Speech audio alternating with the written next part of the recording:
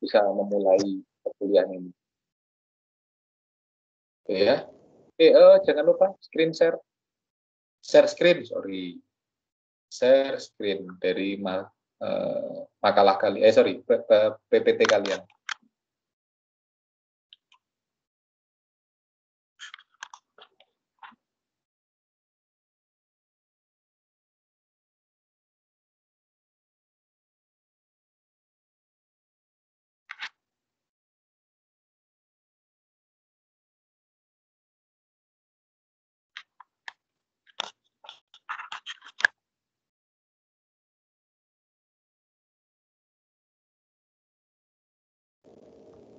Dimulai sekarang Pak Dan. Ya, silakan mulai sekarang. Sudah cuma kurang 2 menit saja. Ya baik, selamat pagi Pak Daniel dan juga teman-teman.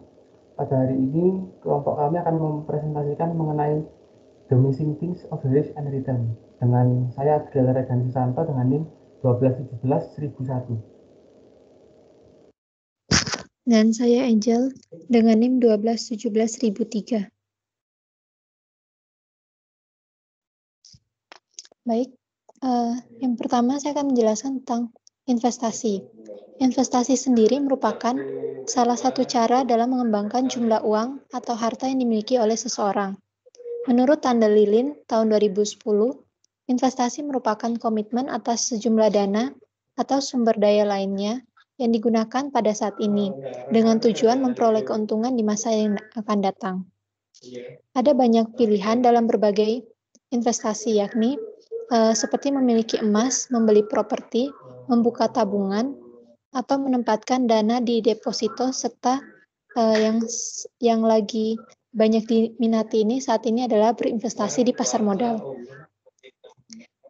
Terdapat dua manfaat yang secara umum jika dilakukan investasi di pasar modal, yakni yang pertama sebagai sarana atau sumber pendanaan bagi perusahaan untuk mengembangkan bisnis yang dijalankannya, dan sebagai sumber untuk mendapatkan tambahan dana bagi masyarakat. Kemudian ada pasar modal. Nah, pasar modal sendiri ini merupakan pasar untuk berbagai instrumen keuangan jangka panjang yang bisa diperjualbelikan, baik surat utang atau obligasi, kemudian equity atau saham, reksadana, instrumen derivatif, maupun instrumen lainnya. Pasar modal menjadi sarana pendanaan bagi perusahaan maupun institusi lain, dan sebagai sarana bagi kegiatan berinvestasi. Sehingga pasar modal ini memfasilitasi berbagai sarana dan prasarana kegiatan jual beli dan kegiatan terkait lainnya. Berdasarkan perumpamaan tersebut, pasar modal memiliki fungsi ekonomi untuk mengalokasikan dana dari pihak-pihak yang memiliki kelebihan dana kepada pihak-pihak yang membutuhkan dana. Setiap investasi yang dilakukan, para investor tentu mengharapkan tingkat pengembalian atau return yang setinggi-tingginya dengan risiko yang serendah-rendahnya. Namun, masih banyak investor yang belum memahami tentang konsep risk and return dengan baik sehingga hasil yang didapatkan pun masih kurang maksimal. Maka dari itu dapat disimpulkan bahwa dengan adanya risiko dalam berinvestasi, maka menimbulkan kemungkinan bagi investor untuk tidak mendapat pengembalian yang diharapkan, sehingga akan menimbulkan penyimpangan atau ketidakpastian. Oleh karena itu, muncullah juga beberapa teori yang membantu investor dalam memprediksi risiko tingkat pengembalian. Salah satunya ini adalah teori CAPM, atau Capital Asset Pricing. Di CAPM ini, risk and return berhubungan positif dan linear. Artinya, apabila semakin besar risiko investasi tersebut, maka investor tersebut akan mengharapkan tingkat pengembalian yang lebih tinggi. Kemudian, sensitivitas sekuritas merupakan risiko itu sendiri yang dilambangkan dengan beta. Sementara portofolio pasar di Indonesia dapat diwakilkan oleh indeks harga saham gabungan atau IHSG. Apabila IHSG ini turun, maka rata-rata saham emiten juga turun, dan begitu pula sebaliknya. Hal ini tergantung pada tingkat sensitivitas sekuritas tersebut terhadap IHSG. Sensitivitas sekuritas terhadap perubahan return portofolio pasar dapat disebut sebagai sistem risk atau market risk. Next. Kemudian tujuan dari makalah ini adalah kita bisa mengetahui antara risk and return, kemudian mengetahui perkembangan teori portofolio, kemudian mengetahui perbedaan teori-teori yang berkaitan dengan risk and return. Next. Untuk manfaat makalah ada dua, yaitu manfaat teoritis dan praktis, seperti yang bisa dilihat. Next. Yang selanjutnya adalah teori portofolio. Teori portofolio sendiri merupakan teori yang berhubungan mengenai pengembalian portofolio yang diharapkan dan tingkat risiko portofolio yang dapat diterima, serta menunjukkan cara pembentukan portofolio yang optimal. Dalam teori portofolio ini terdapat dua model yang saling berkaitan, yaitu yang pertama adalah model indeks tunggal dengan yang kedua adalah teori Markowitz. Untuk model indeks tunggal, William Sharpe 1963 mengembangkan model yang disebut dengan model indeks tunggal atau single index model. Model ini dapat digunakan untuk menyederhanakan perhitungan. Di samping itu, model indeks tunggal juga dapat digunakan untuk menghitung return ekspektasi dan juga risiko portofolio. Untuk model indeks tunggal, rumusnya adalah sebagai berikut, dengan RI merupakan return sekuritas, AI merupakan nilai ekspektasian, dan juga beta yang merupakan koefisien yang mengukur perubahan RI akibat dari perubahan RM, serta RM sendiri merupakan tingkat return dari indeks pasar, dan EI merupakan kesalahan residu yang merupakan variabel acak dengan nilai ekspektasiannya sama dengan 0. Lalu selanjutnya adalah teori Markowitz. Teori portofolio modern atau modern portfolio teori adalah sebuah teori pendekatan untuk membuat keputusan investasi yang berfokus pada timbal hasil potensial dengan potensi risiko, atau juga dapat dikatakan meminimalkan risiko untuk mendapatkan tingkat timbal hasil tertentu. Untuk teori Markowitz sendiri mengasumsikan bahwa jika seorang investor dihadapkan dengan dua pilihan portofolio yang menawarkan tingkat return yang sama namun berbeda tingkat risikonya, maka investor akan memilih portofolio dengan tingkat risiko yang lebih rendah, atau kenaikan risiko tersebut harus diimbangi dengan kenaikan imbal hasil. Model ini menghasilkan portofolio melalui proses berdasarkan mean variance. Mean sendiri merupakan ekspektasi imbal hasil yang banyak dihitung dengan cara rata-rata, dan variance sendiri merupakan pengukur risiko yang digunakan. Lalu ini merupakan grafik dari teori Markowitz.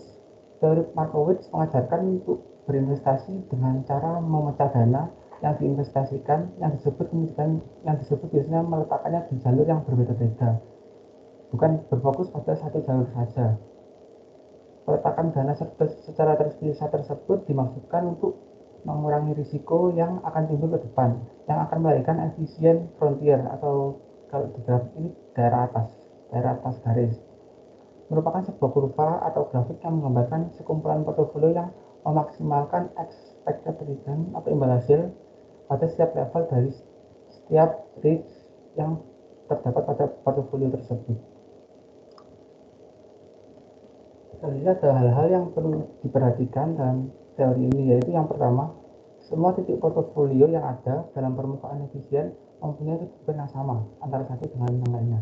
Yang kedua, model Markowitz tidak memasukkan isu bahwa investor boleh meminjam dana untuk membiayai investasi portofolio pada aset yang dinilai berisiko. Yang ketiga, kenyataannya investor memiliki sifat yang berbeda-beda dan akan mengestimasi input yang berbeda-beda pula ke dalam model Markowitz ini.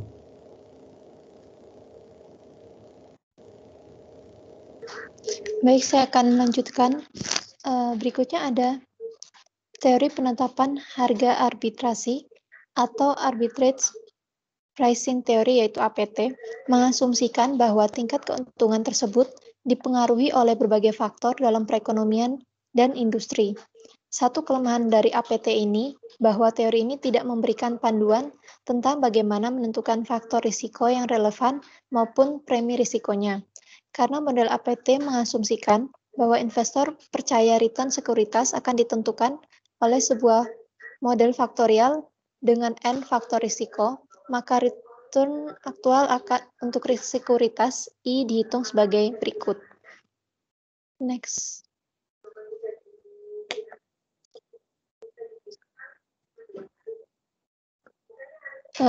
Rumusnya bisa dilihat pada PPT.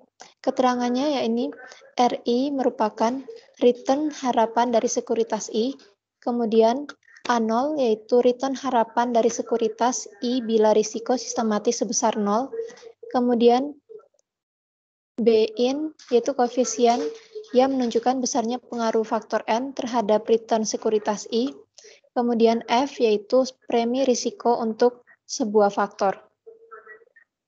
Next. Berikutnya adalah asumsi dalam APT. Ada beberapa asumsi dalam model CAPM ini yang tidak digunakan dan dihilangkan dalam model APT.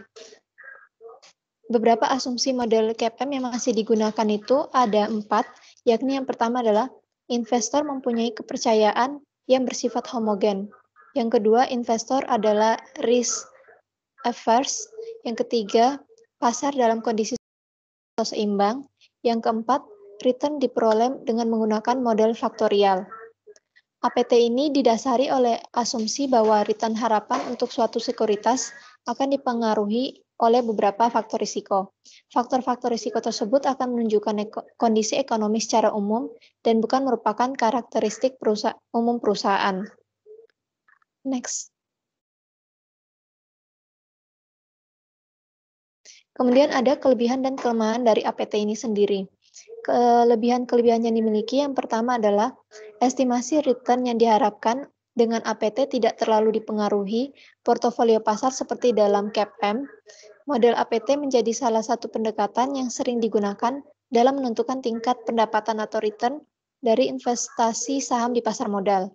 Yang kedua, APT didasari oleh pandangan bahwa return yang diharapkan dari suatu sekuritas bisa dipengaruhi oleh beberapa sumber risiko lainnya.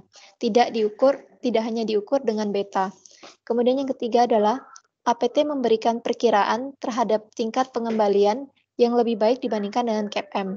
Yang keempat, APT cukup kuat dalam menjelaskan cross-sectional variation pada tingkat pengembalian saham. Kemudian untuk kekurangannya sendiri ada 2, yakni yang pertama, model APT ini tidak menyebutkan secara spesifik faktor-faktor makroekonomi yang dapat mempengaruhi return saham. Yang kedua, model APT ini kesulitan dalam menentukan faktor-faktor risiko yang relevan. Next.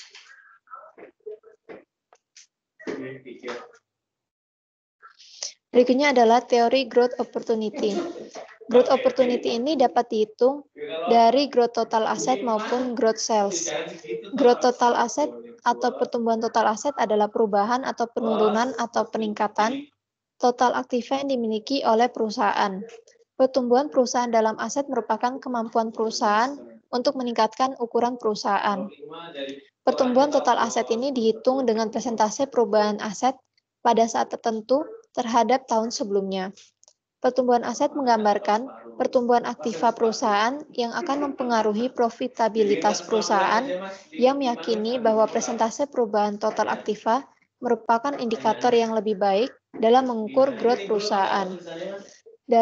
Dapat dijelaskan bahwa growth total aset ini merupakan perubahan total aset baik berupa peningkatan maupun penurunan yang dialami oleh perusahaan selama satu periode atau 1 tahun. Sedangkan growth sales atau pertumbuhan penjualan merupakan indikator perubahan yang dapat dilihat dari tingkat penjualan perusahaan. Pertumbuhan penjualan dihitung dengan persentase perubahan penjualan pada saat tertentu terhadap tahun sebelumnya. Pengukuran ini melihat pertumbuhan perusahaan dari aspek penjualan perusahaan. Growth opportunity yang dimaksud ini dapat diukur melalui perbandingan antara market value equity atau MVE dengan book value equity atau BE. Menurut penelitian dari Fama dan Friends tahun 1992 menunjukkan bahwa growth opportunity hanya berpengaruh positif terhadap periode bearish, sedangkan pada periode bullish itu mempunyai pengaruh yang negatif. Next.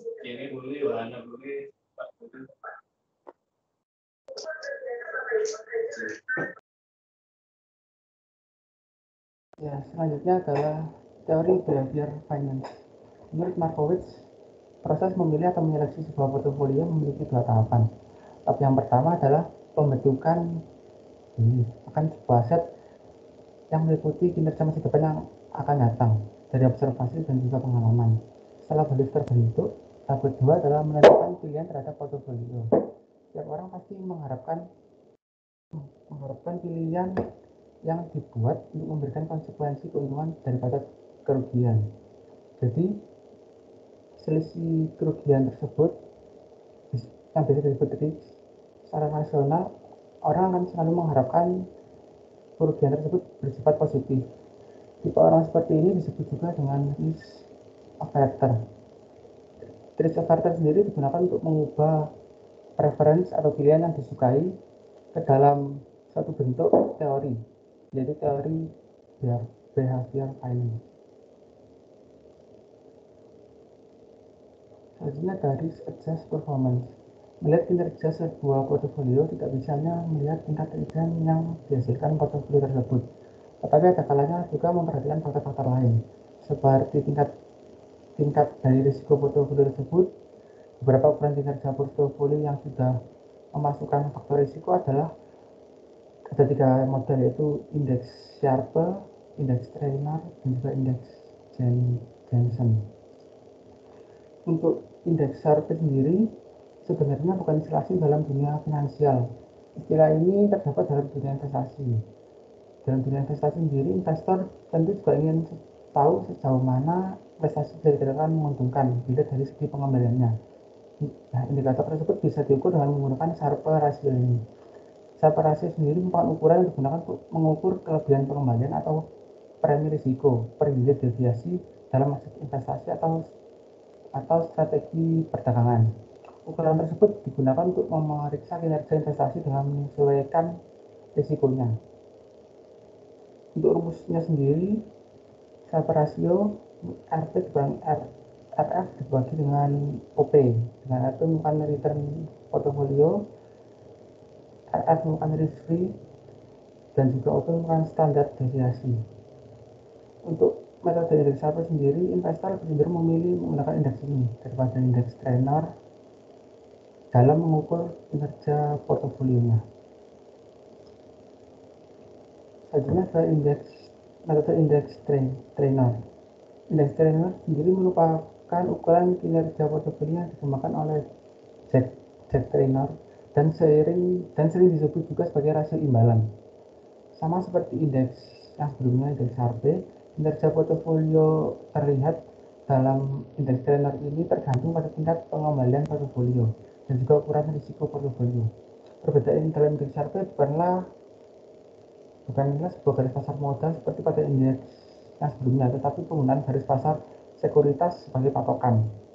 Asumsi yang digunakan dalam indeks Trainer adalah bahwa portofolio terdiversifikasi dengan baik, sehingga risiko yang dianggap relevan adalah risiko sistematik. Untuk rumusnya, indeks Trainer adalah seperti berikut, dengan TP merupakan indeks kinerja Trainer dalam kurung RP dibanding RF dibagi dengan BP. TP sendiri merupakan indeks kinerja Trainer, RP merupakan return portofolio atau kinerja barang pasar, RF merupakan return bebas risiko, dan BP beta merupakan risiko pasar dari portofolio atau risiko sistematis. Selanjutnya metode indeks Jensen. Indeks Jensen merupakan indeks yang menunjukkan perbedaan antara tingkat return aktual yang diperoleh portofolio dengan tingkat return harapan jika portofolio tersebut berada pada garis pasar modal. Indeks Jensen sendiri memiliki kelebihan return di atas atau di bawah garis pasar. Indeks Jensen secara mudahnya dapat diinterpretasikan atau diaplikasikan sebagai alat pengukur berapa banyak portofolio tersebut mengalahkan pasar. Untuk rumusnya sendiri sebagai berikut, keterangannya adalah JP merupakan indeks Jensen portofolio sama dengan P dikurangi RF ditambah RM dikurangi RF dikali dengan beta portofolio.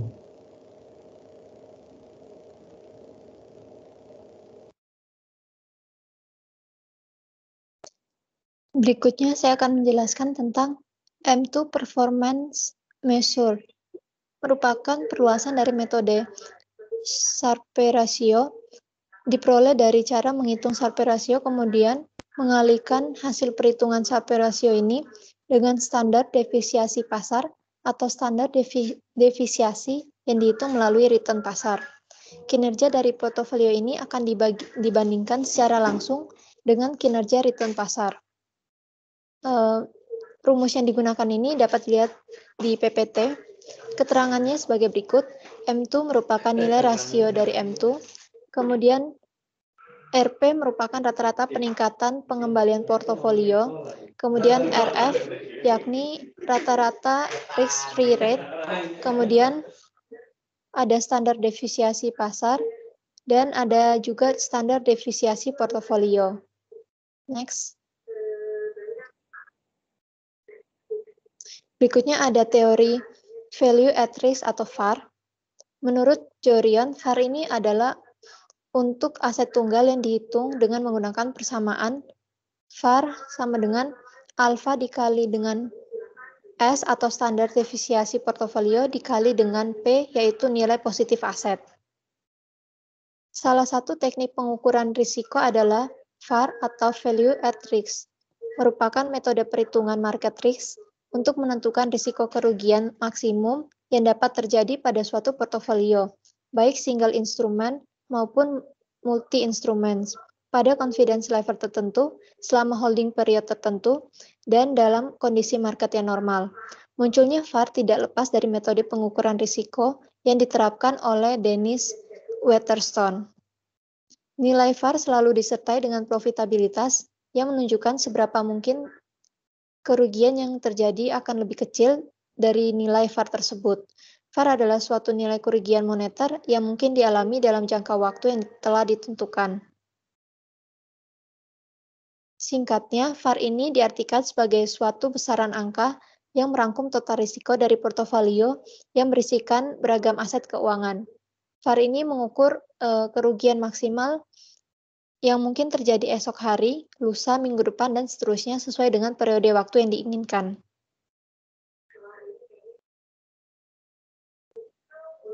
Next. Kemudian ada teori inflasi. Pengukuran tingkat inflasi yang paling umum dipakai adalah indeks harga barang konsumsi dan GNP deflator. Besarnya tingkatan inflasi menjadi sangat penting bagi investor dalam menentukan real rate of return. Bagi investor, ia lebih peduli terhadap real rate return daripada dananya, karena menunjukkan purchasing power atau daya beli dari berbagai perolehan interest. Bunga nominal selalu mengalami perubahan sesuai dengan ekspektasi lender terhadap inflasi. Untuk mempertahankan return real bagi investor terhadap sekuritas yang dimilikinya, telah dikembangkan jenis sekuritas yang memberikan proteksi terhadap inflasi. Pertama kali sekuritas jenis ini diperkenalkan di Brazil dan Inggris, kemudian diikuti di Amerika Serikat.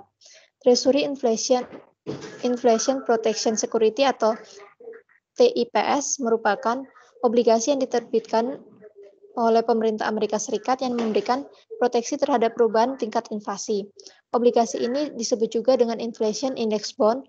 Nilai nominal TIPS ini selalu disesuaikan dengan perubahan tingkat inflasi per tahun dengan kupon yang tetap, sehingga yield nominalnya akan ikut berubah sesuai perubahan nilai nominalnya.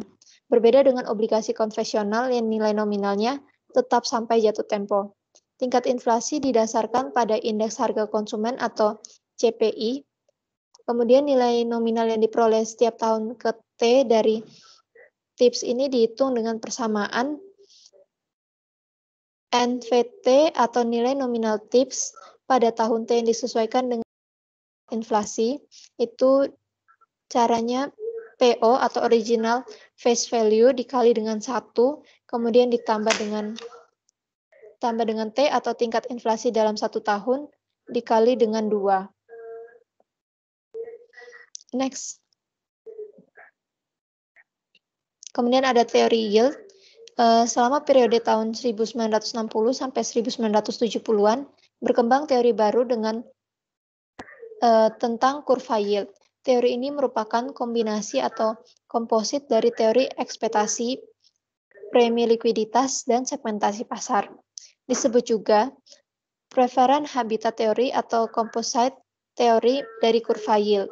Teori ini menyebutkan bahwa investor akan mencari habitat preferensinya dari berbagai variasi maturitas sekuritas yang disesuaikan dengan preferensi risiko, tax exposure, kebutuhan likuiditas, kebutuhan akan aturan, dan rencana periode pemilikan. Ada beberapa ukuran yield yang digunakan oleh investor, yaitu ada nominal yield, current yield, yield to maturity atau YTM, kemudian ada yield to call atau YTC, dan realized horizon yield. Next. Yang pertama ini adalah nominal yield. Nominal yield obligasi atau lebih dikenal dengan sebutan tingkat kupon atau coupon rate merupakan penghasilan bunga kupon tahunan yang dibayarkan pada pemegang obligasi. Tingkat kupon dinyatakan sebagai presentasi nilai nominal penghasilan bunga tahunan. Untuk rumusnya ada seperti di PPT, nominal yield sama dengan penghasilan bunga tahunan dibagi dengan nilai nominal. Kemudian yang kedua ada current yield, yaitu penghasilan bunga kupon tahunan dibagi dengan harga pasar obligasi.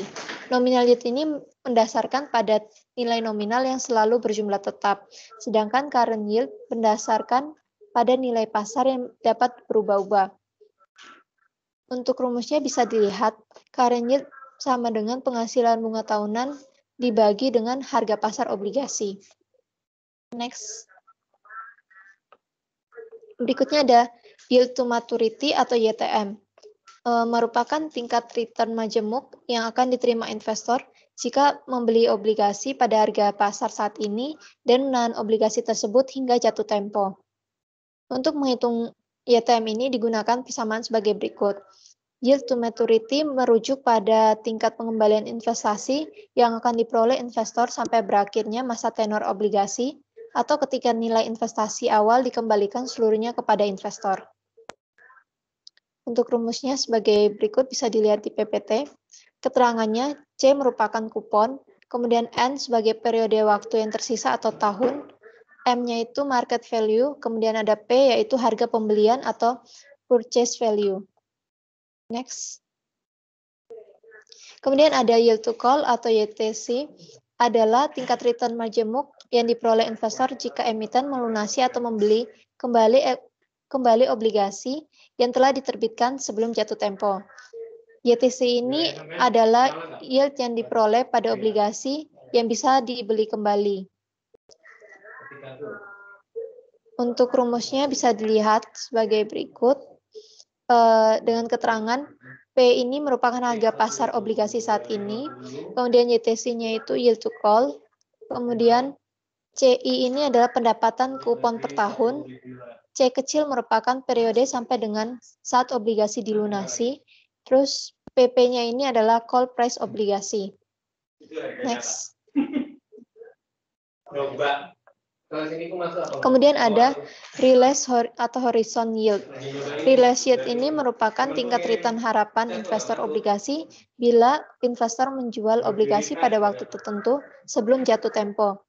Yield yang terrealisasi atau horizon adalah tingkat return yang diharapkan investor dari sebuah obligasi jika obligasi tersebut dijual kembali oleh investor sebelum waktu jatuh temponya. Perhitungan yang harus dilakukan dalam menentukan yield horizon ini memerlukan beberapa estimasi yang sebelumnya tidak digunakan untuk ukuran yield lainnya. Estimasi yang harus dilakukan investor antara lain adalah estimasi harga jual obligasi pada akhir periode investasi yang diharapkan dan estimasi tingkat reinvestasi untuk pendapatan kupon yang diperoleh. Dengan menggunakan estimasi tingkat reinvestasi dan harga jual obligasi, investor dapat menghitung return horizon yang akan diperoleh jika estimasi tersebut realisasi. Untuk menghitung yield yang terrealisasi ini digunakan persamaan rumus sebagai contoh yang di PPT ini. Dengan keterangannya, P merupakan harga pasar obligasi saat ini, kemudian RY itu adalah yield yang terrealisasi, kemudian CI merupakan pendapatan kupon per tahun, H ini adalah periode investasi obligasi dalam tahun, kemudian ada PF yaitu harga jual obligasi di masa yang akan datang. Next. Kemudian untuk kegunaan masing-masing ukuran yield ini adalah kalau yang nominal yield itu merupakan kegunaannya mengukur tingkat kupon. Kemudian kalau current yield itu kegunaannya untuk mengukur tingkat pendapatan sekarang.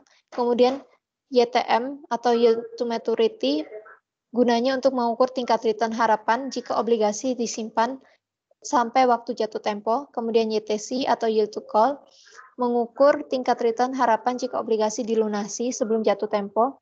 Kemudian ada realize atau horizon yield, yaitu mengukur tingkat return harapan untuk obligasi yang dijual sebelum jatuh tempo. Yield ini dihitung dengan menggunakan asumsi tingkat reinvestasi dan harga jual obligasi. Next.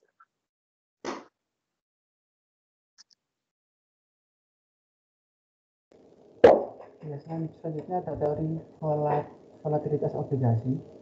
Menurut Malkiel 1962, menggunakan model valuasi obligasi untuk menunjukkan harga pasar dari obligasi yang merupakan fungsi dari 4 faktor, yaitu nilai par, tingkat bunga kupon, jumlah tahun, unit jatuh tempo, dan juga tingkat bunga pasar.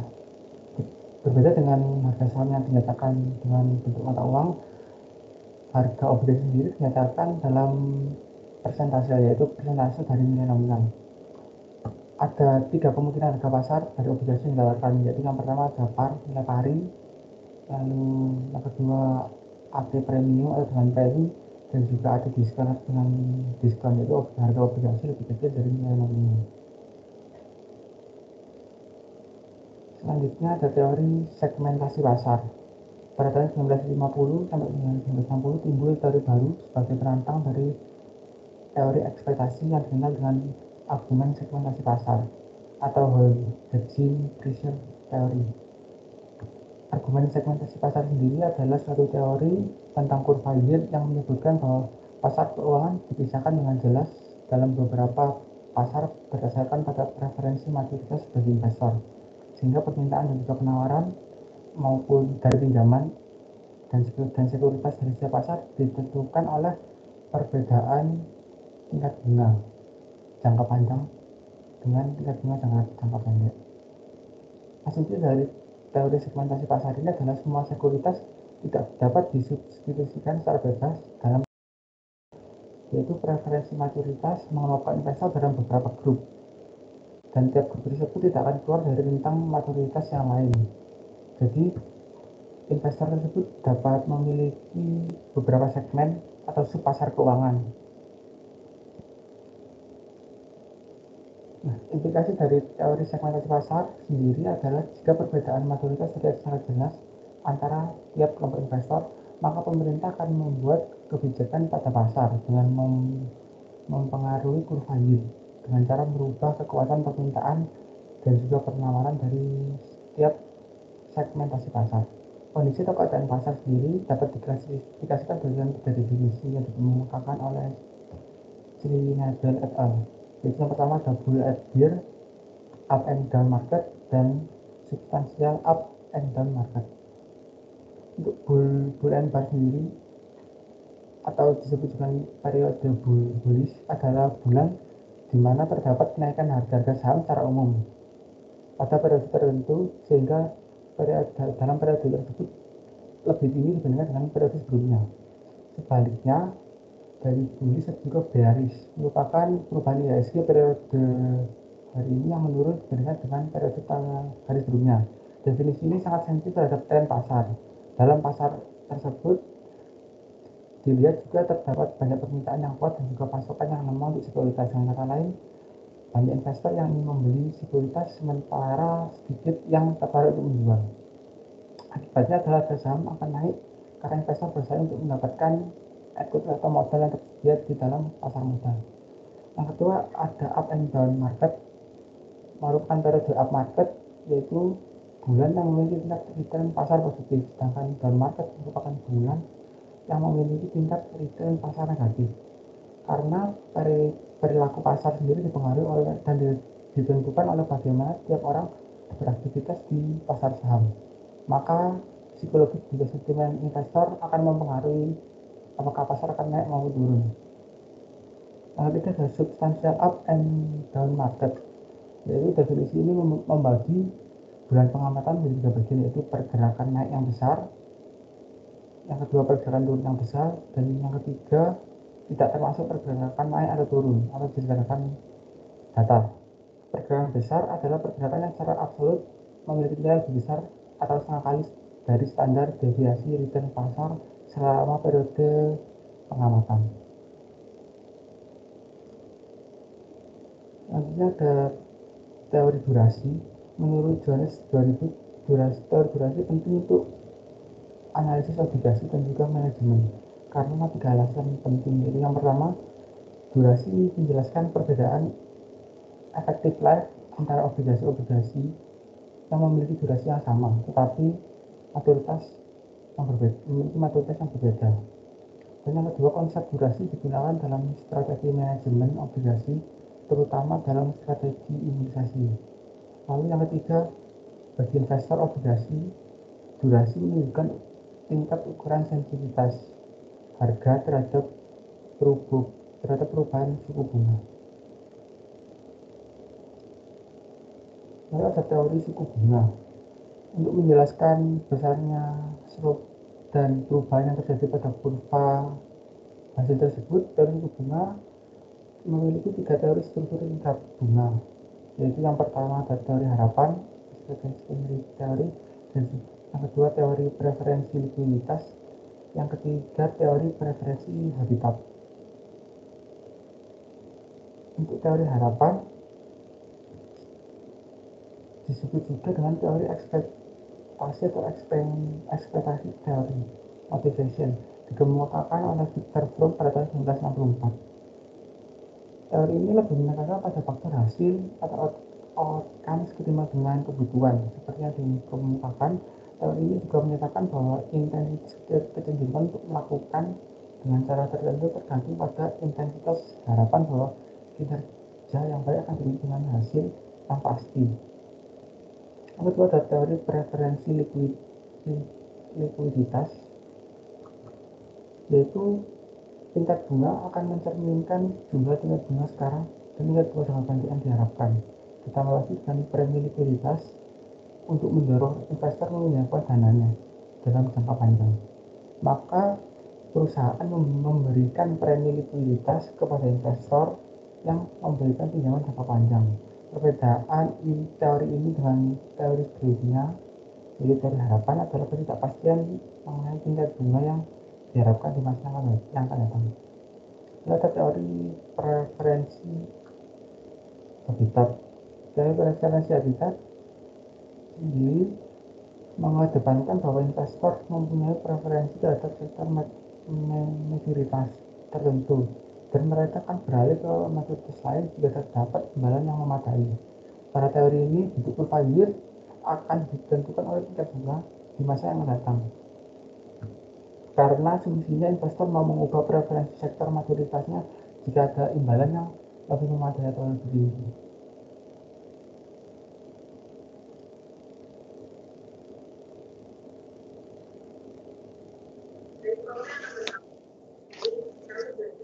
Baik, selanjutnya saya akan menjelaskan tentang kasus pertama, yakni adalah kasus PT XL Axiata Tbk.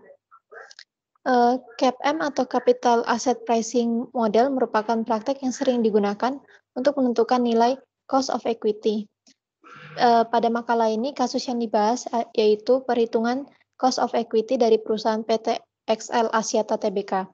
Namun PT XL ini tidak membagikan dividen sehingga akan mengalami kesulitan dalam perhitungan cost of equity-nya. Oleh karena itu digunakan metode CAPM serta 3 variabel, yakni ada risk free rate, kemudian beta, dan yang terakhir adalah market return. Next. Untuk pembahasannya sendiri, risk free rate atau RF yang digunakan adalah BI 7 day rate karena diasumsikan bahwa sertifikat Bank Indonesia sebagai investasi tanpa risiko bagi investor atau marginal investor. Nilai data BI 7 ini bisa didapatkan melalui situs resmi Bank Indonesia. Dari data yang kami dapat, yakni risk-free rate yang digunakan adalah sebesar 4,75%. Kemudian untuk market return atau IHSG yang digunakan adalah data beberapa tahun terakhir serta data yang kita ambil ini merupakan data bulanan. Data yang diambil merupakan data adjustment clause atau yang akan dihitung lebih lanjut dengan nilai returnnya yakni sebesar 15,67509%. Untuk nilai betanya sendiri dalam perhitungan ada berbagai macam cara, namun cara yang paling sederhana adalah menggunakan regression beta. Pada dasarnya, beta adalah gradien dari persamaan antara return aset dengan return market. Maka dari itu nilai beta yang digunakan adalah sebesar 0,781277281. Kemudian rumus yang digunakan untuk menghitung cost of equity adalah RF plus beta dikali dengan RM dikurangi dengan RF, di mana RF ini merupakan risk-free rate atau investasi tanpa risiko. Kemudian beta yaitu risiko sistematik yang tidak bisa dihilangkan melalui diversifikasi oleh investor seperti kondisi ekonomi, faktor politik, dan lain-lain. Kemudian RM yaitu market return diambil dari indeks harga saham gabungan atau IHSG. Oleh karena itu, berdasarkan data-data yang telah kita ketahui, nilai dari cost of equity-nya adalah sebesar 4,75% ditambah dengan 0,781277281 ini dikali dengan hasil pengurangan dari 15,6750% dikurangi 4,75%. Hasil yang didapat adalah sebesar 13,28553%. Jadi asumsi dan poin data tersebut dapat nilai yang kami dapat nilai cost of equity dari PT XL Axiata Tbk ini sebesar 13, sekian persen tersebut. Next.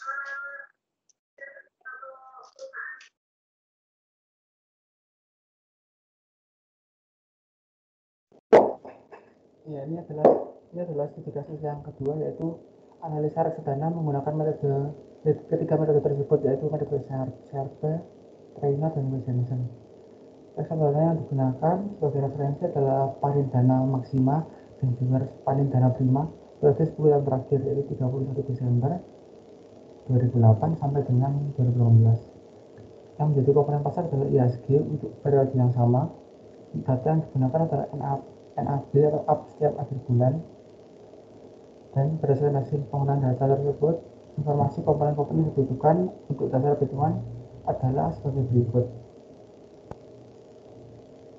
Nah, ini adalah tabel data yang berisikan bulan, tahun, lalu IHSG dari Panindana Prima, Panindana Maksima, serta tanggal atau waktu, yaitu bulan serta tahun.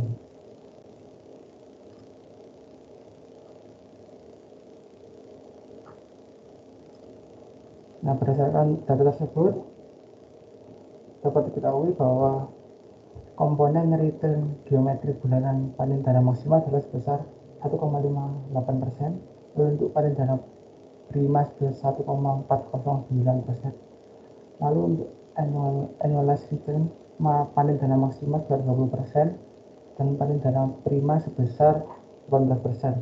Dan untuk standar deviasinya Panindana Maksima sebesar 6,06% dan Panindana Prima sebesar 5,9%. Untuk annualized risk-nya hampir sama, yaitu berdasarkan angka 20%. Untuk beta, Panindana Maksima sebesar 1,19% dan Panindana Prima sebesar 1,18%. Dengan risk yang sama dalam kedua reksadana tersebut, yaitu sebesar 6%.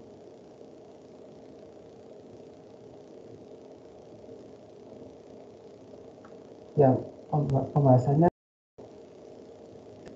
pada dasarnya metode Sharpe, Trainer, dan Jensen mengukur atau tidaknya kinerja reksadana berdasarkan risk and return. Itu sebelum melakukan perhitungan diperlukan data mentah, yaitu harga reksadana, atau data seperti return untuk bisa melakukan analisa seperti sudah ditampilkan di slide sebelumnya. Lalu untuk panen dana prima, panen dana maksima untuk periode 31 Desember 2008 sampai dengan 2018 diperoleh sebagai berikut. Untuk risk adjusted return atau RAR diperoleh dengan return dibagi dengan risiko dan memiliki hasil sebesar 0,98. Untuk Sharpe rasionya memiliki rasio sebesar 0,7, Trainer rasio sebesar 0,12 dan juga Jensen Alpha sebesar 2,3%. Lalu jika tadi itu untuk panen dana maksimal, yang ini adalah untuk panen dana prima periode 10 tahun terakhir dengan nilai risk adjusted return sebesar 0,8, Sharpe rasio sebesar 0,59, Trainer rasio sebesar 0,1 dan juga Jensen Alpha sebesar 0,01. Berdasarkan data tersebut dapat disimpulkan bahwa risk adjusted return untuk panen dana maksimal adalah sebesar 0,9 dan juga panen dana prima sebesar 0,8. Untuk RAR sendiri, maka semakin tinggi RAR maka semakin optimal kinerja suku reksadana. Dalam hal ini panen dana maksimal lebih optimal dibandingkan dengan panen dana prima untuk periode tersebut dikarenakan nilai rasio yang lebih tinggi. Lalu untuk yang kedua ada Sharpe rasio. Semakin tinggi Sharpe rasio, maka kan semakin optimal kinerja suatu reksadana.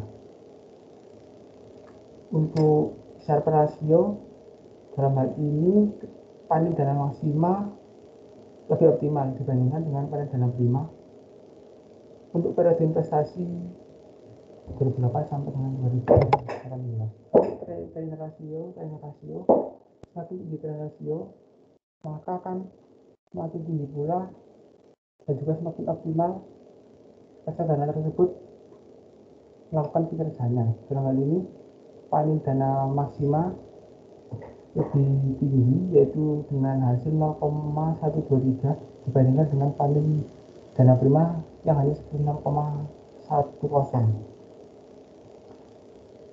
Lalu untuk Jensen Alpha, angka positif tersebut menunjukkan bahwa reksadana mampu memberikan tingkat return di atas risiko sistematis yang ditanggung, sementara angka negatif menunjukkan bahwa kinerja reksadana di bawah tingkat risiko sistematis yang ditanggung. Semakin besar dan semakin positif berarti kinerja reksadana kan semakin baik. Dalam hal ini panen dana maksimal lebih baik karena memiliki skor lebih tinggi yaitu 2,36% dibandingkan dengan panen dana prima sebesar 0,01%. Secara keseluruhan pada dasarnya cara membaca keempat data ini adalah hampir sama, yaitu reksadana mana yang data dari keempat indikator tersebut lebih tinggi dibandingkan reksadana lain, itulah yang merupakan reksadana yang lebih baik karena merupakan evaluasi kinerja terhadap masa lalu. Tetapi perlu diingat juga bahwa metode tersebut hanya mengevaluasi kinerja masa lalu. Selalu ada peringatan bahwa kinerja masa lalu tidak akan menjadi acuan untuk terulang lagi pada masa mendatang.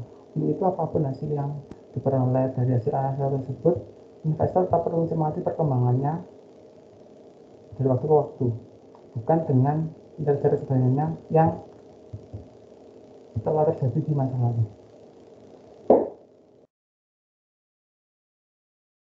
Kesimpulannya, bentuk standar CAPM sendiri telah mengalami berbagai pelonggaran sesuai dengan pelonggaran terhadap asumsi-asumsi yang digunakan. Pelonggaran yang nampaknya paling banyak adalah pelonggaran yang dapat menimbulkan zero beta CAPM. Pelonggaran tersebut menyatakan bahwa tidak terdapat kesempatan investasi yang bebas risiko. Di samping pelonggaran dalam bentuk zero CAPM, juga ada bentuk pelonggaran-pelonggaran lain seperti tidak diperkenankannya short sale dan juga adanya pajak dan juga faktor lain selain beta. Pelonggaran-pelonggaran tersebut akan menjadikan CAPM menjadi lebih kompleks.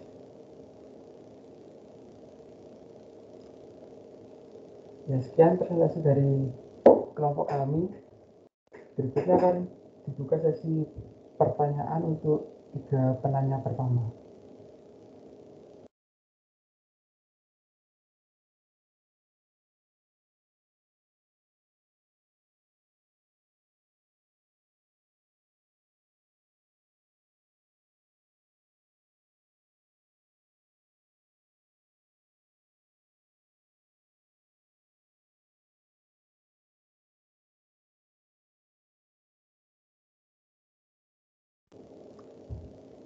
Untuk sesi pertama, Saudara Martin, Saudari Devina, dan juga Saudari Magda. Yang pertama, Saudara Martin, dipersilakan.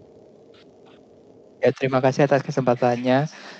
Saya Martin dengan NIM 12171122.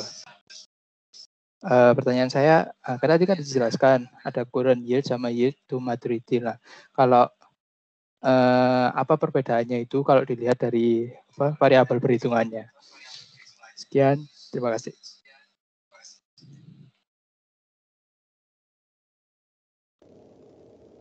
Ya baik, selanjutnya penanya kedua yaitu Saudari Devina. Terima kasih atas kesempatannya. Saya Devina dengan NIM 1217009 ingin bertanya, mengapa dalam penjelasan tadi dikatakan bahwa investor cenderung lebih memilih menggunakan indeks Sharpe daripada indeks Raynor dalam mengukur kinerja portofolio? Terima kasih.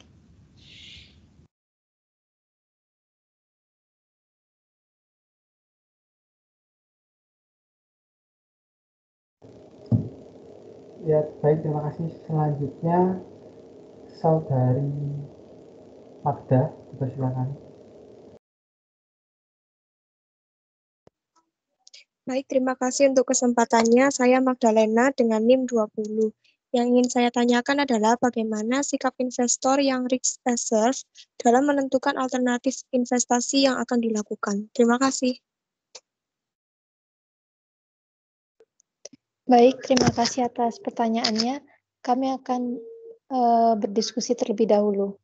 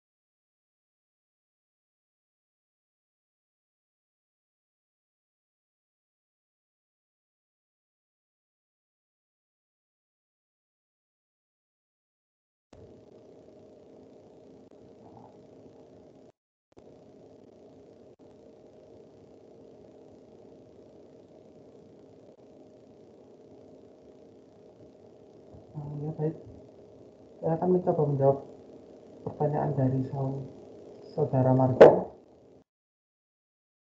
Apakah perbedaan antara current yield dengan yield to maturity juga dilihat dari variabel perhitungannya? Untuk jika dilihat dari variabel perhitungannya, current yield dan juga yield to maturity memiliki beberapa perbedaan pokok. Jadi yang pertama, current yield merupakan hasil investasi saat ini yang digunakan untuk Tolong screen share-nya di take down dan ganti mode ini ya, video saja ya. Oh iya Pak.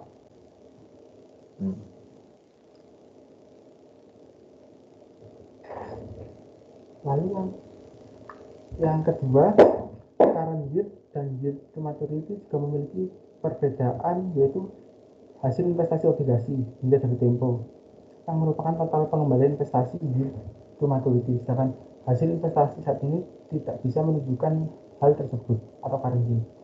Lalu yang perbedaan yang ketiga adalah jika obligasi dibeli dengan diskon dari nominal, maka yield to maturity akan cenderung lebih tinggi daripada current yield, karena diskon kupon dari nilai nominal obligasi dapat meningkatkan hasil investasi. Namun di sisi lain, premi yang dibayarkan untuk obligasi yield to maturity akan cenderung lebih rendah daripada current yield. Dan terakhir, current yield tidak memperhitungkan risiko investasi, sedangkan yield to maturity memperhitungkannya. Bagaimana Saudara Martin bisa diterima? Ya cukup. Terima kasih untuk jawabannya. Terima kasih. Baik, selanjutnya saya akan menjawab pertanyaan dari Saudari Devina. Investor cenderung akan lebih memilih menggunakan indeks Sharpe daripada indeks trainer dalam mengukur kinerja portofolio karena tidak seperti indeks trainer yang menggunakan risiko sistematis atau beta saja. Indeks Sharpe ini menggunakan risiko total, yaitu perpaduan antara risiko sistematis dengan risiko unsistematis sebagai dasar dugaan, sehingga hasilnya lebih sesuai dengan kondisi nyata. Seperti itu. Apakah bisa diterima, Saudari Devina? Sudah, terima kasih atas jawabannya. Terima kasih. Kemudian saya akan menjawab juga pertanyaan dari Saudari Magda. Investor yang termasuk pada kelompok risk averter adalah investor ini cenderung untuk menghindari risiko dan berinvestasi pada aset yang memberikan pendapatan tetap seperti deposito, obligasi, atau saham yang tergolong dalam blue chips. Investor ini menyadari tidak mengharapkan keuntungan investasi yang optimal. Biasanya, kalangan investor mayoritas kalangan pensiunan dengan keinginan mendapatkan keuntungan walaupun sedikit namun pasti. Seperti itu. Apakah bisa diterima, Saudari Magda? Baik, terima kasih untuk jawabannya. Terima kasih.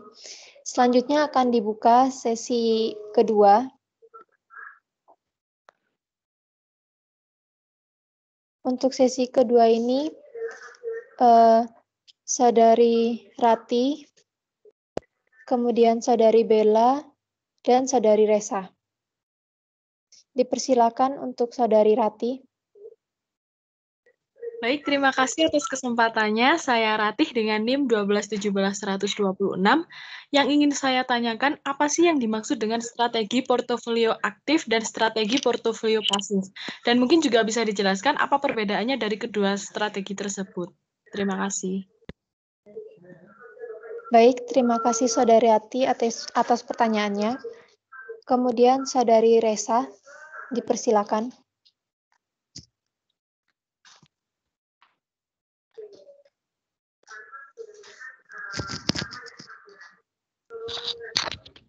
Baik, terima kasih untuk waktu dan kesempatan yang telah diberikan kepada saya. Mohon maaf karena mic saya bermasalah, saya menggunakan akun Vania.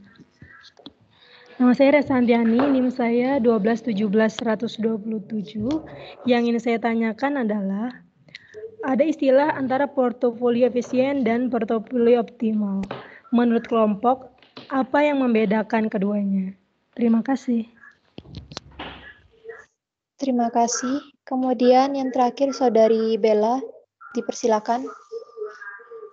Baik, selamat siang semuanya. Terima kasih atas kesempatan yang telah diberikan.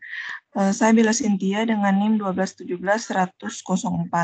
Di sini saya mau menanyakan, jika berbicara tentang return, apakah return yang kita harapkan bisa sama dengan return yang akan terjadi? Bisa dijelaskan sedikit oleh kelompok. Terima kasih. Baik, terima kasih atas pertanyaannya. Sebelumnya kami akan berdiskusi terlebih dahulu.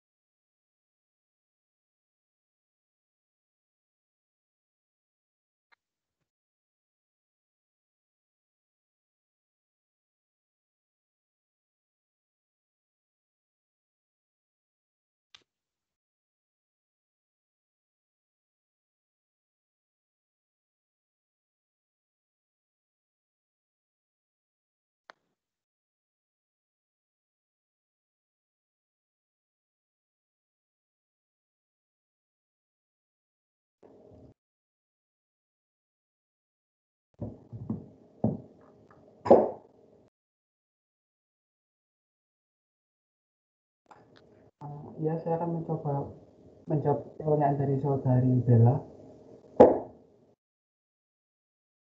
Apakah return harapan atau expected return sama dengan return yang terjadi atau realized return? Untuk return harapan sendiri, menurut kami tidak sama dengan return yang terjadi. Karena kan return harapan merupakan tingkat return yang diantisipasi investor di masa yang akan datang. Berbeda dengan return realisasi yang sifatnya sudah terjadi. Jadi return ekspektasi ini sifatnya masih belum terjadi, namun akan. Sedangkan return aktual atau return yang terjadi adalah tiket return yang telah diperoleh oleh investor. Tingkat pengembalian yang diharapkan adalah laba yang akan diterima oleh pemodal atas investasinya pada perusahaan emiten dalam waktu yang akan datang. Namun, seorang investor pastinya akan mengharapkan return tertentu di masa yang akan datang, sehingga jika investasi yang dilakukannya telah selesai, maka investor secara langsung akan mendapatkan return realisasi atau realisasi return. Bagaimana saudari Bella, Pak? Bisa diterima? Iya, terima kasih atas jawabannya. Sudah cukup. Baik, terima kasih saudari Bella. Baik, selanjutnya saya akan menjawab pertanyaan dari saudari Rati. Strategi portofolio aktif berarti pelaku pasar saham yang secara aktif memilih saham berdasarkan informasi-informasi yang diperoleh dan menganalisa pergerakan harga saham yang sedang berlangsung. Seseorang yang menggunakan strategi ini biasanya lebih aktif dalam melakukan jual beli saham. Strategi aktif ini bertujuan untuk memperoleh return ekspektasi di atas rata-rata pengembalian pasar atau abnormal return.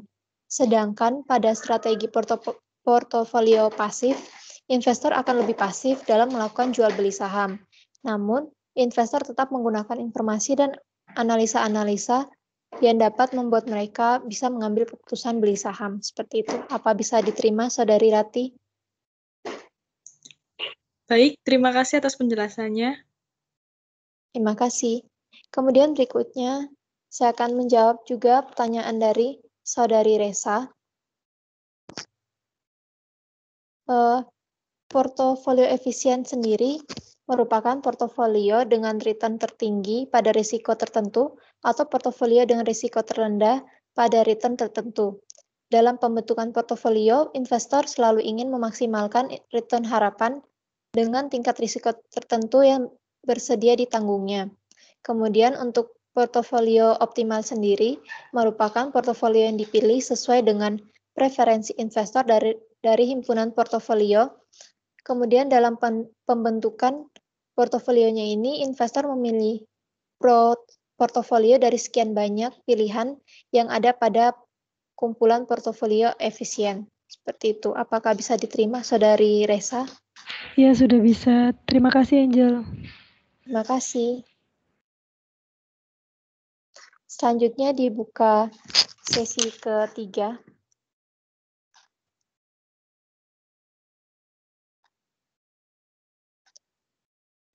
Untuk sesi ketiga, Saudari Ica, kemudian Saudari Indah, kemudian Saudari Hansel. Saudara Hansel maksud saya. Maaf. Silakan Saudari Rica. Baik, terima kasih untuk kesempatannya. Saya Tabita Rica dengan NIM 1217132. Nah, saya ingin bertanya, kontribusi apakah yang diberikan model indeks tunggal untuk mengatasi perhitungan yang kompleks dalam penggunaan model Markowitz tadi? Terima kasih.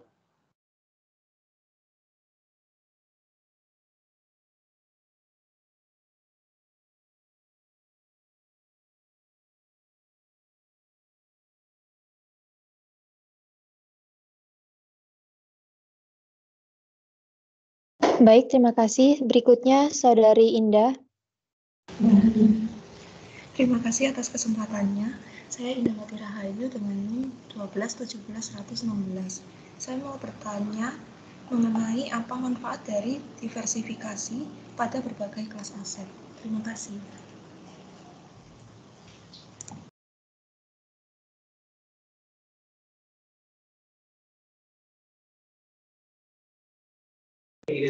Baik, selanjutnya Saudara Hansel, dipersilakan. Baik, terima kasih atas kesempatannya. Saya Martin dengan NIM 21. Tadi kan dijelaskan dalam teori portofolio Markowitz ini, dalam penerapannya ini apakah memiliki kelemahan dibandingkan dengan teori-teori yang lain? Terima kasih. Baik, terima kasih atas pertanyaannya. Kami akan berdiskusi terlebih dahulu.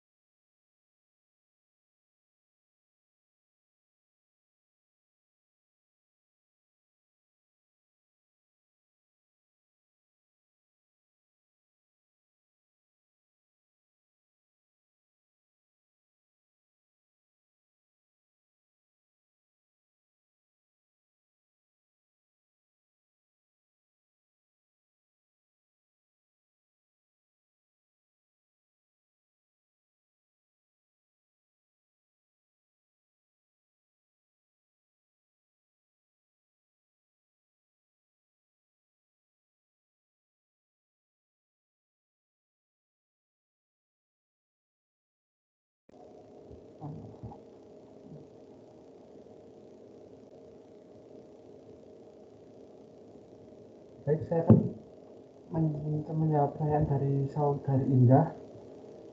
Apa manfaat dari diversifikasi aset? Diversifikasi pada berbagai kelas aset. Menurut kelompok kami, manfaat dari adanya diversifikasi adalah salah satunya untuk mengurangi tingkat risiko pada tingkat tertentu dari return harapan, sehingga portofolio kelas yang optimal akan ditentukan oleh preferensi investor terhadap return harapan dan juga risiko. Juga terdapat manfaat lain, yaitu berupa pengurangan risiko pada tingkat tertentu dari yang diharapkan. Sama halnya dengan portofolio pada aset individual, portofolio kelas aset yang optimal juga akan ditentukan oleh preferensi investor terhadap return yang diharapkan dan juga risiko. Jika ada portofolio aset yang sesuai dengan preferensi investor, maka portofolio tersebut nantinya akan menjadi portofolio optimal. Seperti itu. Apa bisa diterima Saudari Indah? Terima kasih atas jawabannya.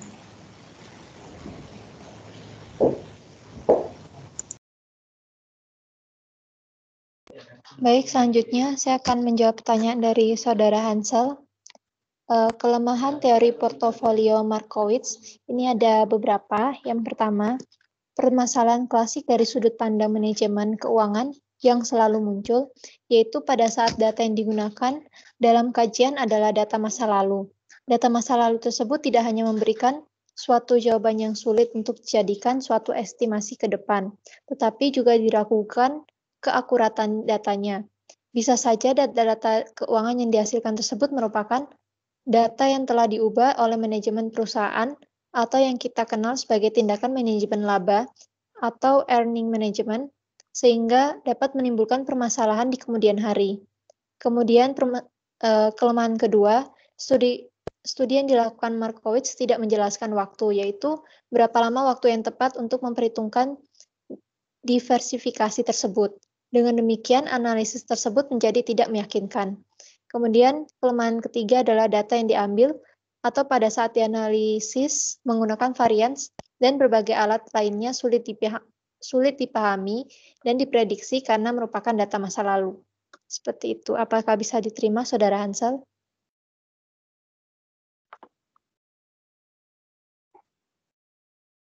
Baik, terima kasih atas jawabannya. Terima kasih. Kemudian saya juga akan menjawab pertanyaan dari Saudari Rica. Kontribusi yang diberikan model indeks tunggal, salah satunya adalah dengan dilakukannya penyederhanaan dalam model indeks tunggal, serta bisa menyederhanakan perhitungan risiko portofolio dari Markowitz yang sangat kompleks menjadi perhitungan sederhana ke dalam dua komponen, yaitu risiko pasar dan risiko keunikan perusahaan.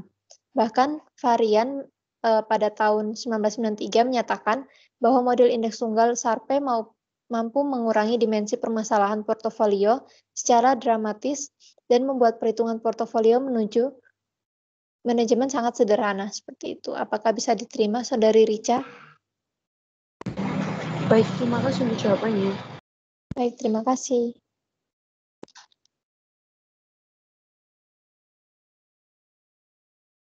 Selanjutnya, sesi terakhir yaitu Saudari Kristina Indiani, Saudari Risna, dan juga Saudari Okta. Yang pertama, Saudari Kristina, dipersilakan. Terima kasih. Saya Kristina NIM 1217.005. Di sini saya mau menanyakan, tolong dijelaskan mengapa dalam teori CAPM semua investor akan memilih satu portofolio aset berisiko yang identik. Terima kasih.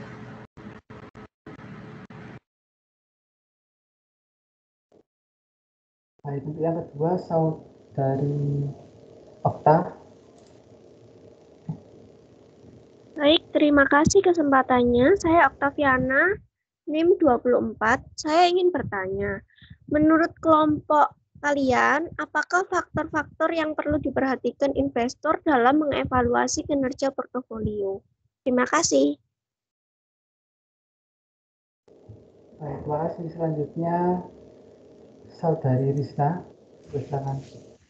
Baik, terima kasih atas kesempatan yang diberikan. Saya Risna Kul dengan NIM 12171128.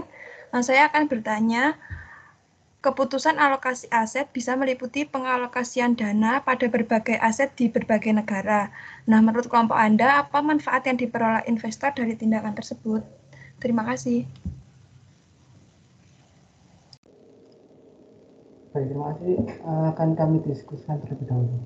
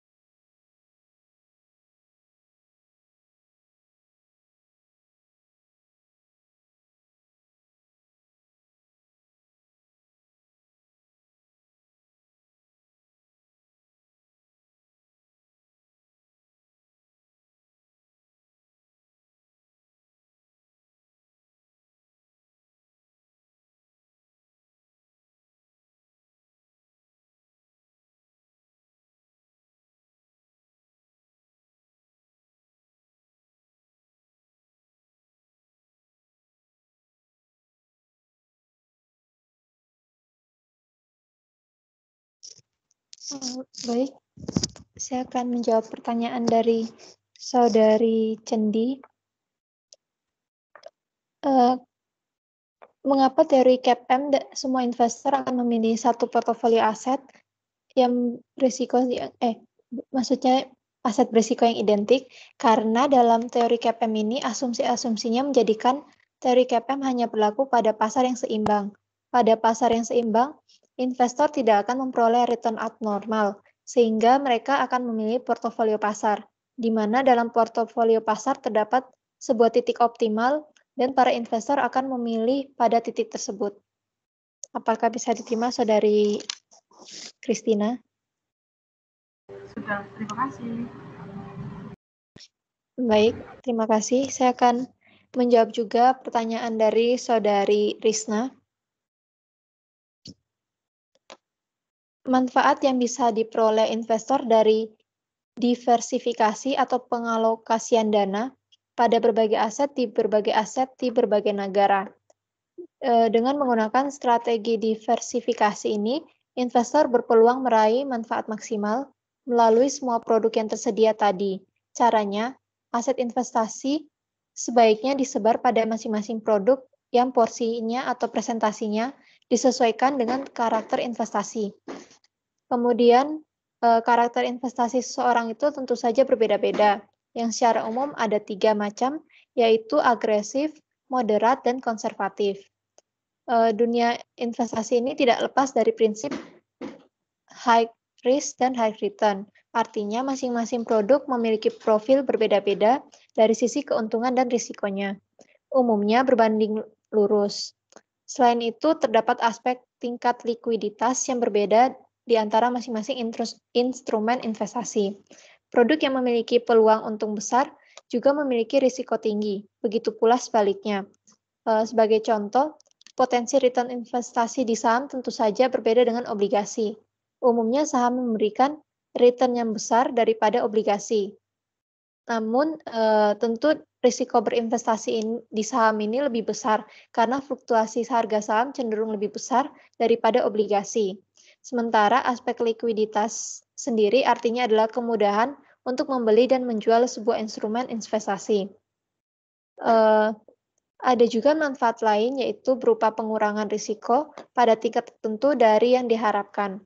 Sama halnya dengan portofolio pada aset individual, portofolio kelas aset yang dioptimalkan akan ditentukan oleh preferensi investor terhadap return yang diharapkan dan risiko. Jika ada portofolio kelas aset yang sesuai dengan preferensi investor, maka portofolio tersebut nantinya akan menjadi portofolio optimal. Seperti itu. Apakah bisa diterima, Saudari Risna? Baik, terima kasih atas jawabannya, Saudari Angel. Terima kasih.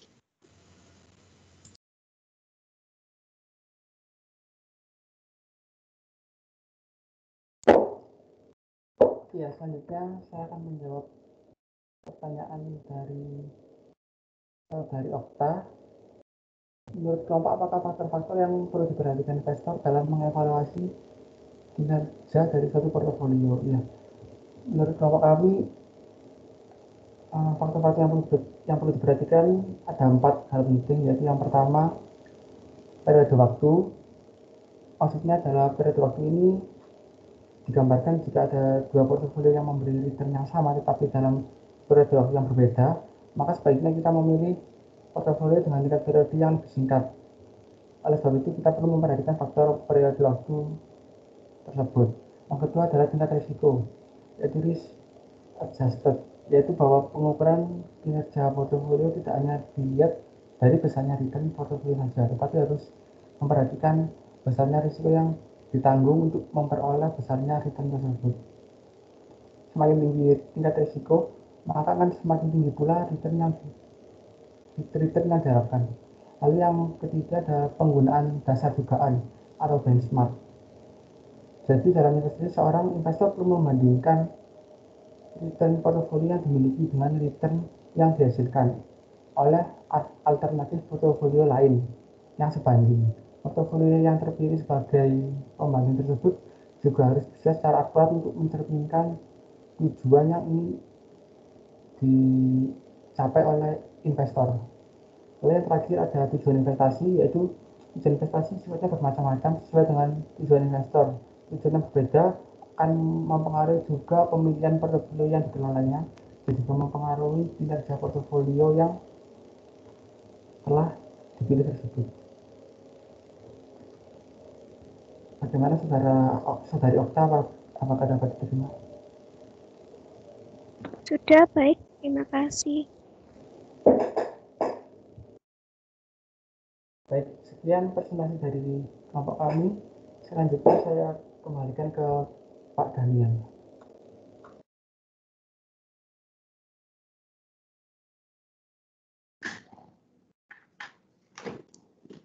Ya, terima kasih untuk Angel dan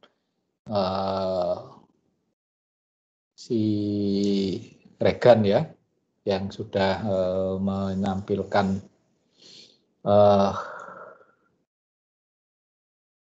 kalau bagi saya ini sesuatu yang berat, betul-betul berat materinya. Karena apa? Kan berbeda dengan risk and return. Kalau risk and return itu kan bercerita apa yang kita ketahui. Nah, kelompok ini punya tanggung jawab untuk menyampaikan the missing thing, apa yang tidak kita ketahui, apa yang hilang dari risk and return ini.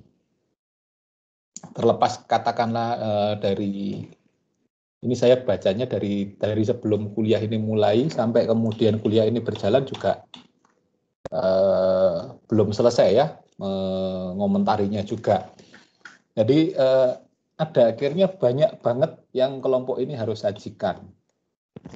Kalau boleh saya bagi, nah kelompok ini membaginya memang kemudian diurut aja, semua itu materi diurut, tembak aja semuanya, erat.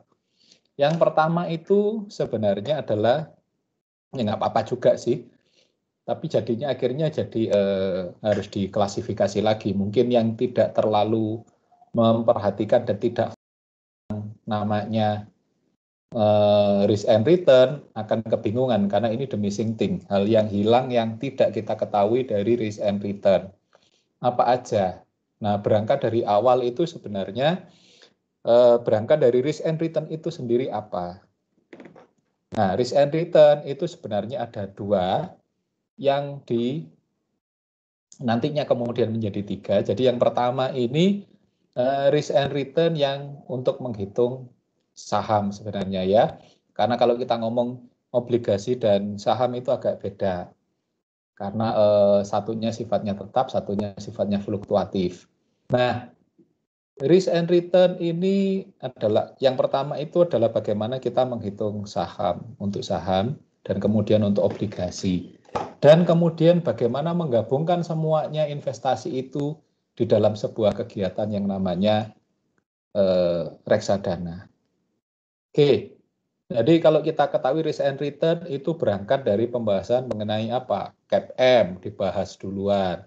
Kemudian dari CAPM yang kita hanya memperhitungkan satu aset.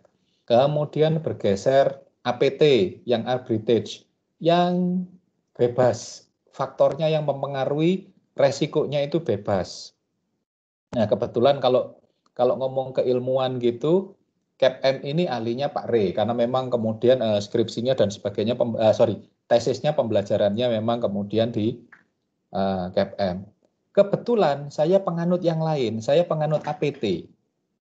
Jadi saya kemudian belajar memasukkan semua faktor yang bisa saya masukkan untuk menghitung risk and return. Jadi kalau secara aliran Pak Re itu yang ngomongin CAPM detail gitu ya, sampai bagaimana penilaian-penilaiannya yang memasukkan katakanlah indeks tunggal itu Fakri, sedangkan saya yang APT karena saya senang yang sifatnya lebih makro, jadi yang lebih bebas yang bisa memasukkan unsur-unsur yang lain seperti inflasi dan sebagainya. Nah kemudian ada yang lain lagi karena kemudian karena bebas arbitrage ini saya kemudian belajar lagi tentang behavior finance, bagaimana perilaku dari investor, dari pelaku pasar modal itu juga akan berpengaruh terhadap keputusannya. Sifatnya memang lebih banyak sosialnya. Kalau Pak Re itu lebih banyak matematikanya, hitung-hitungannya. Itu bukunya yang dipegang memang beda. Pak Rey sangat setia namanya dengan Jogianto. Kalau saya sangat setia dengan yang namanya Tandelilin, ya karena belajarnya saat itu di masa itu bukunya itu saya kemudian lihat bukunya Jogianto, aduh ini kok hitung-hitungannya kayak semut baris gitu ya. Saya kemudian membaca punyanya Tandelilin yang lebih, bagi saya lebih mudah pemahamannya karena ada unsur sosial yang jauh lebih, unsur sosial termasuk di dalamnya adalah perilaku yang jauh lebih luas. Itu yang kemudian saya jadikan pegangan. Nah, sebenarnya dua pendekatan ini yang kemudian tetap terpakai sampai hari ini untuk menghitung risk and return. Satunya CAPM dari Sharpe dan satunya APT dari Ross. Nah, kemudian kelompok ini sudah benar. Jadi Angel dan Regan melanjutkannya pada growth opportunity. Tapi sayang di growth opportunity itu, nah ini nanti kemudian kesalahan ini berulang sampai ke belakang banyak terjadi. Jadi karena ini teori keuangan fundamental, kita harus berbasis pada penelitian bukan yang kedua, ketiga, tapi yang namanya seminal work. Karya pertama dari siapa ini? Jadi growth opportunity ini saya tidak menemukan referensi aslinya, asalnya dari siapa. Nah itu ke belakang juga sama, nanti ada banyak. Nanti kemudian lihat aja di catatan saya, karena kemudian di catatan saya ada banyak referensi-referensi asli yang tidak dimasukkan. Bahwa kemudian keduanya itu adalah penjelas, ada referensi yang lain, it's okay, boleh. Tapi ya mengurangi sedikit lah nilainya. Tapi kalau secara keseluruhan kelompok ini tampil prima karena yang dimunculkan, karena yang ditampilkan, yang dipresentasikan itu banyak. Bukan begitu Angel? Banyak, pakai banget ya. Tapi ada untungnya, karena ke belakang itu lebih lengkap dan banyak yang nggak tahu karena Angel berada di tempat yang tepat sekarang, PKL di tempat yang tepat. Jadi itu banyak memberi masukan. Nah, ada yang masih hilang sebenarnya saat kemudian dari growth opportunity itu ada dua hal, kan kemudian langsung kelompok ini masuk ke behavior. Nah, ada yang hilang. 3-factor model dan 4-factor model itu belum masuk. Ya, jadi ditambahkan nanti 3-factor model dan 4-factor model yang mendasari munculnya behavior finance. Jadi growth opportunity itu masih satu rangkaian dengan CAPM APT. Tapi kemudian ada 3-factor model, 4-factor model yang kemudian menjadi dasar munculnya behavior finance atau prospektif teori yang disampaikan oleh Kahneman dan Swirsky. Saya selalu kesulitan ngomongin si Swirsky itu. TVERSKY, agak susah ya. Mungkin ya Swirsky itu. Pemahaman saya nggak tahu kalau ternyata salah bahasa saya. Nah itu ada 3-factor dan 4-factor model yang belum dimasukkan. Pasca 3-factor model dan 4-factor model sebenarnya nggak ada masalah karena yang masuk ke behavior dan prospek teori. Nah, saya nggak ngerti kenapa ini pertanyaannya dari tadi kawan-kawan itu lebih banyak ngomongin CAPM, sedikit APT. Jadi sepertinya walaupun orangnya sudah tidak di sini, pengaruhnya itu masih kuat banget. Ya, pengaruhnya Pak Rey pada kawan-kawan itu masih kuat banget. Bagaimana CAPM sebagai patokan gitu ya. Ya nggak apa-apa sih karena yang mengajar kebetulan Pak Rey ya. Terus akhirnya ke saya lagi gini saat saya ajak ngomongin APT dan behavior. Ngomongin yang lain, sebenarnya variabel itu banyak, bisa ditetapkan dari manapun. Asal justifikasinya tepat. Nah, kemudian behavior. Nah, ini juga nggak ada yang nanya mengenai behavior finance. Jadi sepertinya saya harus mencuci otak ulang gitu ya, bahwa kemudian yang namanya risk and return itu kita tidak ngomongin hanya CAPM. Ada APT, ada behavior. Jadi luas dan termasuk nanti skripsinya penelitian luas. Nah, bisa lebih terbuka ya, walaupun memang agak sulit karena ada banyak faktor-faktor sosial, faktor psikologis yang harus masuk ditambahkan. Kalau APT sangat kemudian faktor ekonomi makro sangat masuk ya, seperti bunga, seperti perbedaan kurs, inflasi itu bisa masuk. Nah, sedangkan kalau behavior nanti akan kita memasukkan bagaimana perilaku psikologis. Jadi orang itu ternyata yang namanya pelaku pasar modal itu mereka yang namanya investor punya sifat-sifat tertentu. Kalau katakanlah bagaimana seseorang yang itu pecinta resiko, risker, oh ternyata dia punya jiwa oportunis. Sedangkan bagaimana dengan kemudian mereka yang risk indifferent, yang memikirkan segala sesuatunya itu dengan rasional. Oh, mereka selalu berpikiran dengan mitigasi. Urusannya dengan mitigasi resiko. Artinya kalau kemudian resikonya terlalu besar, walaupun penghasilannya besar, mereka tidak ambil. Tapi bagaimana dengan risk averse? Mereka yang anti resiko, ya mereka memang orang-orang yang takut mengambil keputusan untuk melakukan investasi. Nah, itu ada sifat-sifat kayak begitu, itu dipengaruhi oleh psikologis apa? Oh, ternyata bisa dipengaruhi oleh sifat yang katakanlah dipengaruhi oleh faktor pendidikan dan sebagainya. Nah, itu kemudian bisa dimasukkan. Jangan khawatir, belum jauh-jauh kok, kita nggak ngomongin ke sampai pengaruhnya. Ini masih pengaruh psikologis. Belum ngomongin multiparadigma ya, yang dipelajari oleh Pak Pudu. Belum memasukkan kok pengaruh sio, pengaruh tanggal lahir, pengaruh apa belum. Kita nggak masukin, nggak belajar ke situ karena itu multiparadigma bidangnya beda. Nah, itu urusannya Pak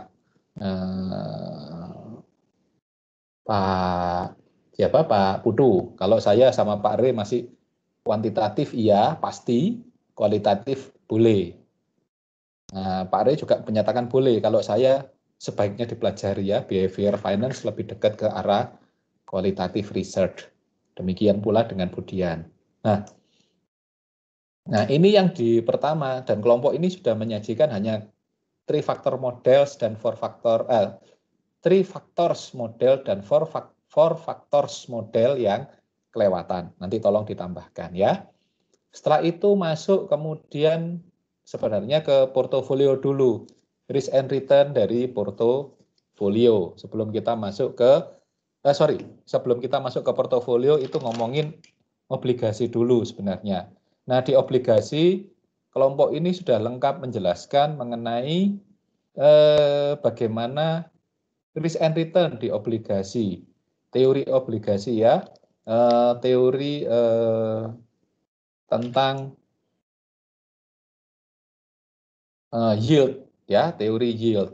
Teori yield ini juga referensinya yang pertama siapa belum dimunculkan, dan kemudian kelompok ini sudah membahas mengenai sebenarnya sudah tepat karena kemudian ada YTM, yield to maturity ya, yield to call, terus itu YTM dan YTC ditambahkan itu sama dengan realized yield.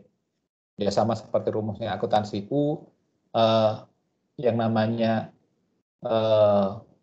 A sama dengan U plus M. Nah, kalau di portofolio itu sebenarnya rumusnya gampang, YTM ditambah dengan YTC sama dengan RY. Jadi yield to maturity plus yield to call itu sama dengan realized yield. Nah, itu juga pertama kali siapa yang memunculkan teori itu belum dibahas kelompok ini. Nanti bukan belum dibahas, sudah dibahas, tapi siapa yang menuliskan tolong nanti dituliskan ya. Kemudian ternyata dasarnya apa? Dasarnya ternyata volatilitas. Jadi portofolio itu sudah ada muncul volatilitas yang mempengaruhinya. Dan kelompok ini sudah menyampaikannya dengan benar ya, ada Melkiet tahun 62 itu sudah disampaikan. Dan kemudian ternyata apa? Oh, ternyata ada teori durasi yang dikemukakan oleh Jones pada tahun 2000. Karena apa? Semakin panjang durasi maturity-nya, semakin panjang umurnya, itu ternyata bahwa obligasi itu nilainya akan semakin besar. Dan semakin mendekati maturity-nya, pasti kemudian akan semakin kecil karena sudah hampir jatuh tempo. Itu kemudian bisa saja, bukan saja dia kondisinya dengan nilai pasar, bisa saja di bawah nilai pasar. Nah, sebentar. Nah, ini saya kok ya ternyata kepencet-kepencet. Saya harus merubah-rubah. Nah, enak begini aja sih walaupun miring. Karena ini panjang. Kelompok ini saya harus menuliskan lagi, mensusunkan lagi lah urutannya seperti apa. Nah, setelah kemudian dua teori itu, risk and return dari obligasi, saham dan obligasi, baru kita bisa ngomongin portofolio. Teori yang disampaikan oleh Harry Markowitz. Bahwa kemudian apa? Risk and return dari keduanya itu bisa di-blend, bisa dicampur. Bahwa risk and return itu bisa dihitung berapa risknya, berapa returnnya. Baik sebenarnya, ini khususnya sebenarnya untuk saham sih, yang paling banyak untuk saham. Walaupun nanti ujung-ujungnya kita bisa ketemu untuk yang reksadana. Nah, itu Markowitz mengemukakan sampai kemudian sudah dibuat gambarnya, betul, security market line-nya, SML-nya, sampai capital market line-nya kalau perlu dimunculkan, CML-nya, tapi nggak apa-apa deh, security-nya aja, sekuritasnya, nggak perlu capital-nya. Nah, ini yang ditemukan oleh Harry Markowitz tahun 52, sudah dibahas dengan baik oleh kelompok ini. Terus kemudian ngomong risk adjust performance, ngomongin tentang single faktor model ya yang dikemukakan oleh baik itu model dari Sharpe, Traynor maupun Jensen Alpha. Nah, kelompok ini sudah dibahas, sudah membahas dengan bagus.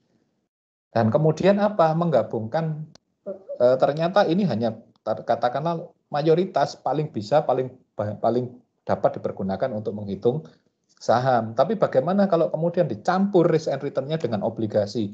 Kelompok ini sudah memunculkan M2 performance measure ya. M2 atau M square performance measure. Nah, sudah ditampilkan, sudah dimunculkan, sudah bagus. Tapi sekali lagi sayang, sumber utamanya nggak muncul ya. Nanti tolong ditambahkan. Tapi sudah bagus, sudah dibahas. Nah, di sini baru kita ngomongin reksadana. Karena apa? Ternyata yang namanya portofolio kan bukan hanya saham antar saham.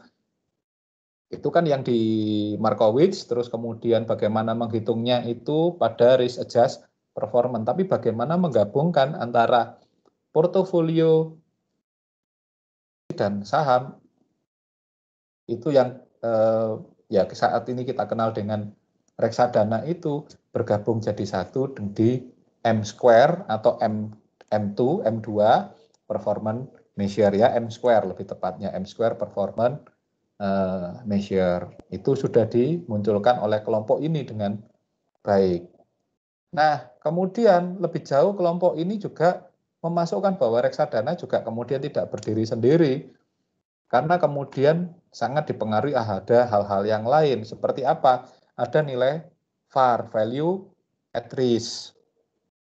Sudah dibahas juga oleh kelompok ini, tapi referensinya agak kebalik ya. Seharusnya kan Witherstone dulu, tahunnya juga nggak ada, nanti bisa ditambahkan, baru kemudian itu dibahas lebih detail oleh Jorion.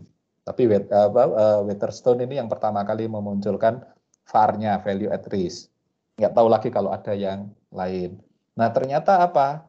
Ternyata kita bisa ngitung resiko. Kita juga kemudian lebih jauh lagi bisa ngomongin inflasinya, teori inflasi bisa dimasukkan yang berpengaruh terhadap nilai pasar. Nah, di sini kelompok ini sudah memasukkan dari Sen tahun 1998. Tapi Sen itu adalah penulis kedua. Siapa penulis pertamanya atau penulis utamanya yang pertama kali memunculkan teori inflasi yang disingkat dengan TIPS, nanti bisa dicari oleh kelompok ya dan ditambahkan. Nah, itu yang kemudian sudah dibahas oleh kelompok ini dengan baik. Jadi bagaimana portofolio, kalau selama ini portofolio kita akan sering sekali Harry Markowitz D yang pertama. Memang banyak kelemahan, memang banyak kekurangan, seperti tadi yang ditanyakan oleh Martin Hansel. Tapi kenapa tidak batal? Ya sama seperti sebenarnya dengan kalau kita ngomongin efisien pasar modal itu kan sampai sekarang masih hipotesis karena apa? Kelemahannya terus muncul. Sedangkan Markowitz ini hanya sekian tahun baru ketemu, katakanlah, oh ini kelemahannya 1, bahwa kemudian ketemu, oh ternyata bisa dimasukkan unsur inflasi. Itu ternyata akan berubah ya, karena inflasi kan 2 tahun, inflasi terjadi mungkin setelah 10 tahun baru bisa dihitung. Nah, sehingga Markowitz itu sudah menjadi teori portofolio itu bahkan mendapatkan Nobel ya, karena di bidang ekonomi, karena dia memunculkan sebuah perspektif baru tentang bagaimana menghitung risk and return. Ternyata kita tidak perlu menghadapi resiko karena kita berinvestasi 1. Kata-kata yang paling terkenal itu don't put your egg in the one basket. Jangan taruh telurmu di dalam satu keranjang. Kalau kamu jatuh tersandung, kalau keranjangmu ini pecah maka hancur semuanya. Nah, Markowitz memang berangkatnya dari saham, tapi kemudian ada bagaimana bila dicampur dengan obligasi. Nah, itu yang kemudian muncul di M2 atau M square performance measure. Itu yang kemudian menjadi sekarang bauran investasi itu bisa apapun, risk and return bisa juga memasukkan obligasi sebagai bauran campuran seperti yang nanti oleh kelompok ini sudah sampaikan betul, sampaikan dengan lengkap di studi kasusnya. Nah, saya cerita dulu ini bagaimana menatanya ya, supaya yang lain juga tahu. Nah, setelah itu, nah baru ternyata apa? Setelah portofolio baru kita ngomong sebenarnya dasarnya apa sih kita ngomongin itu semua. Ngomong itu semua kan sebenarnya dari teori suku bunga, bahwa kemudian perubahan harga dan sebagainya, inflasi dan sebagainya, ya kita ngomongin time value of money, sebenarnya apa sih yang bisa jadi patokan? Itu adalah suku bunga. Nah, di teori suku bunga itu ada beberapa teori. Yang pertama tentu saja adalah teori harapan ya, yang disampaikan oleh Froome tahun 1964. Itu bagaimana teori harapan. Terus kemudian setelah teori itu kemudian muncul teori yang lain, teori preferensi likuiditas, juga teori preferensi habitat. Nah, sayang di kelompok ini tidak terlalu dibahas detail, mungkin nggak dianggap menarik atau kurang waktu ya, karena sudah banyak yang dibahas. Jadi kelompok ini kebingungan, kalau mungkin ditambah sedikit, plus referensinya siapa, memunculkan akan jauh lebih bagus, akan jauh lebih sempurna. Jadi tolong disempurnakan ya. Nah, kemudian ternyata teori ekspektasi atau teori harapan itu ada lawannya, ada penentangnya, yaitu teori segmentasi pasar, yang juga di sini belum disampaikan siapa penulis utamanya ya, penulis pertamanya. Ada bull and bear markets, ada up and down markets, ada substansial up and down market. Nah, ada tiga pendekatan yang untuk melawan atau menentang teori suku bunga ini, teori harapan yang menjadi dasar dari teori suku bunga. Jadi pembagiannya kayak begitu sebenarnya, harusnya begitu. Kita ngomongin risk and return untuk saham, kita ngomongin risk and return untuk obligasi. Setelah itu bagaimana baurannya, portofolio ya, mencampurkan antar saham, antar obligasi, dan obligasi dengan saham, bagaimana itu dibaurkan menjadi satu, menjadi investasi yang menguntungkan. Menguntungkan karena apa? Kita punya harapan, punya ekspektasi. Nah, ekspektasinya itu apa? Ternyata dasarnya adalah suku bunga, ada perubahan harga. Nah, teori harapan itu ternyata ada kemudian pendampingnya, teori preferensi likuiditas dan preferensi habitat. Walaupun juga teori harapan itu ditentang oleh munculnya teori segmentasi. Bagaimana kalau kondisi pasalnya bull and bearish? Kalau bear, kalau bullish gimana? Kalau bearish gimana? Kalau lagi kondisinya up and down bagaimana? Nah, sebenarnya ini kan mendekati dengan volatilitas ya, pendekatannya dengan volatilitas. Jadi harapan itu lawannya adalah volatilitas. Kita boleh berharap mendapatkan penghasilan lebih dengan menghitung resikonya, tapi kita harus memperhatikan volatilitas, perubahan harga yang sebenarnya lebih dekat dengan perilaku. Karena bullish bearish kan berarti apa? Saat kemudian pasar itu rame atau sepi. Saat mana? Ya kemudian pada saat-saat tertentu. Up and down dari pasar itu kadang-kadang naik, kadang-kadang turun. Karena apa? Ada faktor yang namanya suku bunga, ada namanya faktor nilai tukar dan sebagainya. Jadi sebenarnya teori harapan itu yang lebih dekat ke CAPM, pendekatan tunggal, dihadapkan dengan segmentasi pasar yang lebih dekat ke APT. Karena ternyata apa? Berubahnya pasar, perilaku pasar, orang di pasar itu investasi juga dipengaruhi oleh kondisi sosial, politik, dan lain-lain sebagainya. Ya contohnya gampangan aja deh, yang paling gampang deh, yang di depan mata ini. Saat kemudian Trump itu kalah, apa yang terjadi dengan pasar modal? Saat kemudian akan pemilihan, pasti kondisinya bullish atau bearish? Pasti yang terjadi kondisinya bearish, pada tiarap semua orang-orang investor itu.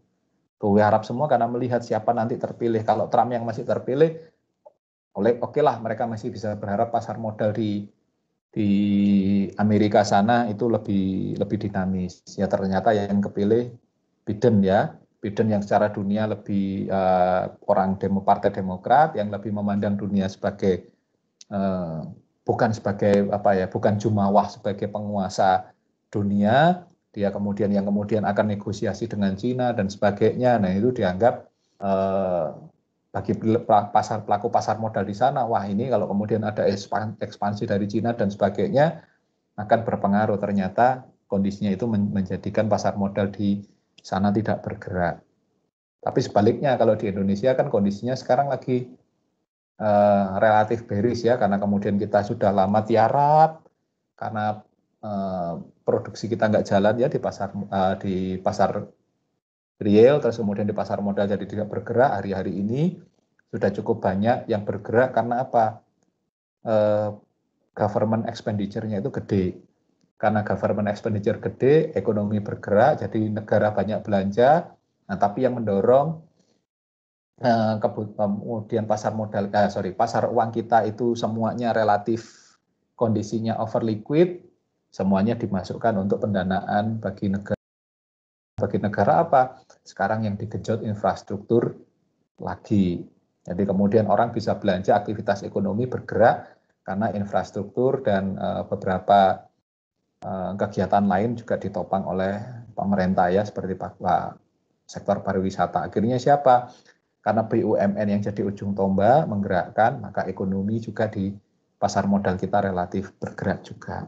Nah itu yang terjadi di kondisi global. Katakanlah kalau kita ngomong kondisi Indonesia membandingkan dengan Amerika.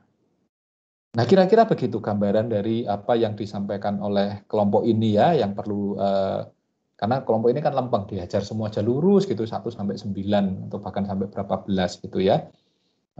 Di keduanya ini yang perlu saya bagi-bagi itu. Jadi ini masuk kelompok mana, masuk kelompok mana, masuk kelompok mana supaya pemahaman kita utuh gitu ya. Ternyata ada prosesnya dari risk and return. Yang selama ini kita ketahui risk and return ya sudah menghitung risk sama return. Ternyata ada banyak hal yang kemudian yang selama ini tidak diceritakan di risk and return kan kita sudah dapat mulai semester 1 sampai semester 3 sampai semester 3, 4, 5 kan dapat ya di investasi.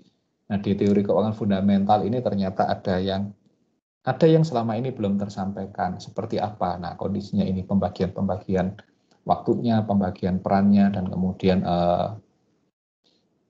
bagaimana kemudian secara keilmuan dan secara praktik itu juga berpengaruh.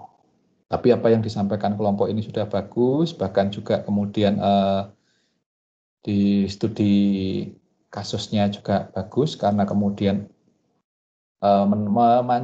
memunculkan yang lebih detail karena kemudian kelompok ini menggunakan Excel Asiata dan kemudian bauran pemasarannya itu pakai yang belakang ya, bauran pemasarannya pakai dana reksa.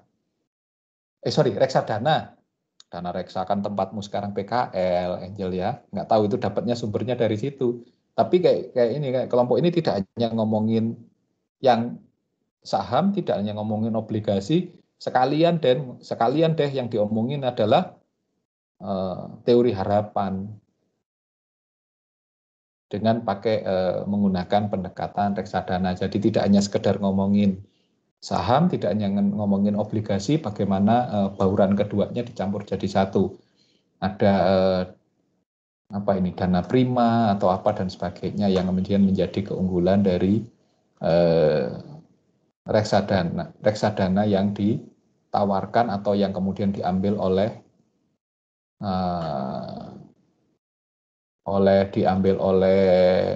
XL ya, XL Axiata.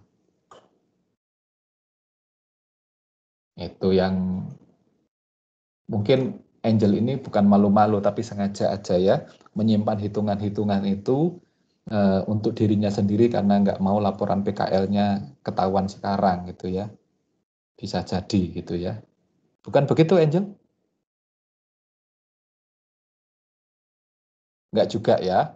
Tidak juga, Pak. Tapi harapan saya dari apa yang didapatkan hari ini itu PKL-nya yang dilakukan di dana reksa itu bisa kita ngomongin sesuatu yang lebih apa ya, yang tidak hanya sekedar kemudian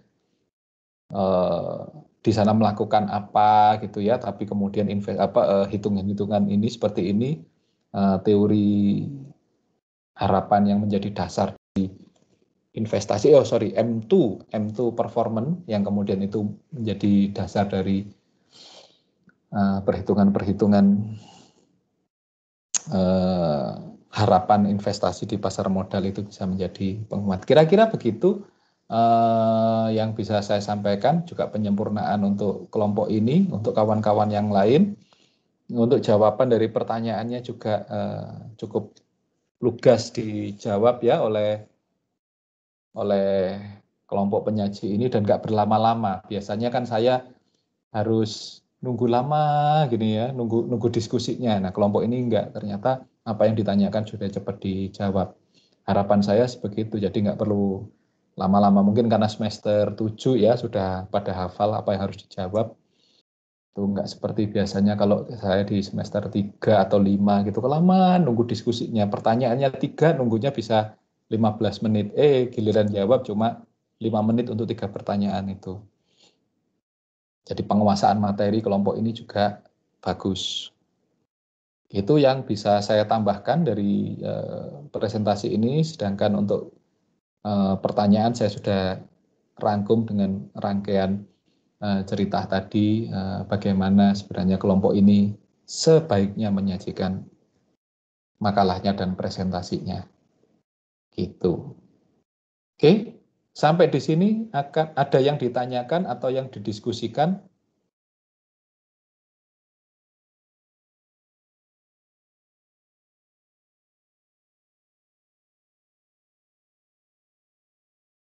Ya ada ya, belum. Nah ini trifaktor model sini malah saya ketemunya di belakang di pembahasan apa trifaktor model, di simpulan lagi munculnya gitu ya. Nanti tolong kelompok ini dilengkapi trifaktor model dan four faktor model yang memperluas CAPM dan APT. Oke, nggak apa-apa, nanti tinggal perbaiki aja dari Fama and Friends itu ya. Oke, ada yang lain yang mau ditanyakan, didiskusikan?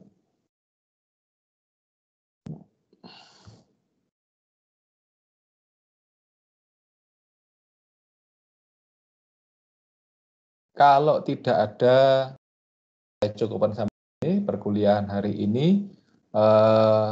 Ya kita akan tutup dengan doa, semoga kita mendapatkan yang terbaik dari Tuhan ya. Perkuliahan Anda lancar, segera lulus, dan segera ya lulus itu berarti paling tidak kan segera harus proposal skripsinya segera diajukan. Harapan saya sih di awal tahun depan, akhir tahun ini kalau nggak bisa ya awal tahun depan itu sudah pada seminar proposal. Itu ya. Kalau tidak ada yang lain lagi, kita akan tutup dan akhiri perkuliahan ini dengan doa. Doa dipersilahkan.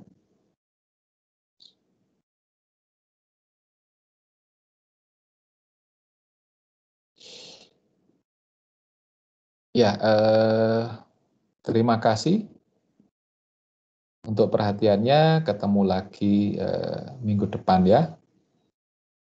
Selamat siang. Terima kasih, Pak. Ya, terima kasih, Pak. Iya. Terima kasih, Pak. Terima kasih, Pak. Yuk. Terima kasih, Pak.